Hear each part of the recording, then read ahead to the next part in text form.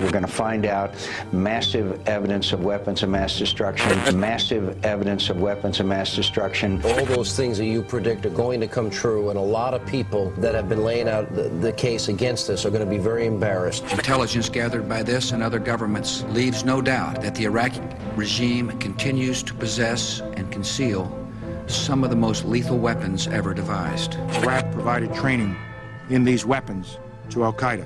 Listen, these folks are determined. These are killers. They chop people's heads off. They're getting money from around the world.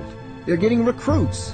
It turned out, as we discovered later, that a lot of the sourcing that had been attested to by the intelligence community was wrong. I deeply regret that the information I presented, which was multi-source, was wrong.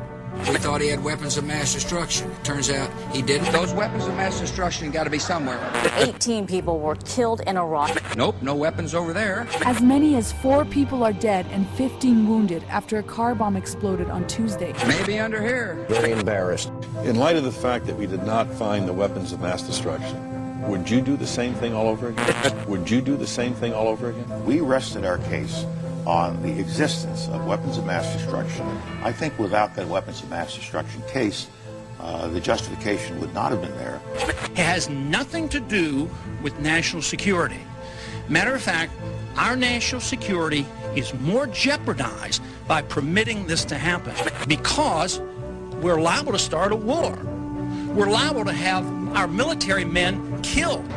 We're liable to have more attacks on us by terrorists. I do not think it's effective. I think it drums up more anti-American hostility. I see no threat to our national security. There's no convincing evidence that Iraq is capable of threatening the security of this country. Very little reason, if any, to pursue a war. The Iranians have repeatedly said they want to wipe Israel off the map. Take military action to keep Iran from having a nuclear weapon. You have to take whatever steps are necessary to break its capacity to have a nuclear weapon. The Iranians are the existential threat to the state of Israel. Without a shadow of a doubt. Leaves no doubt. Iran will take a nuclear weapon. They will use it to wipe our ally Israel off the face of the map. It's another Iraq coming. There's war propaganda going on.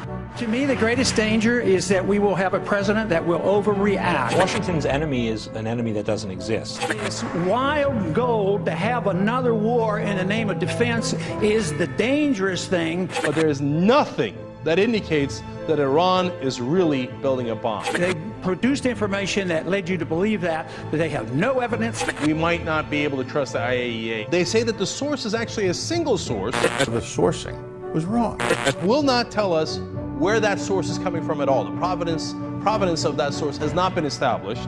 Just like we did in Iraq, build up the war propaganda. There was no Al-Qaeda in Iraq. Okay. It's time we quit this.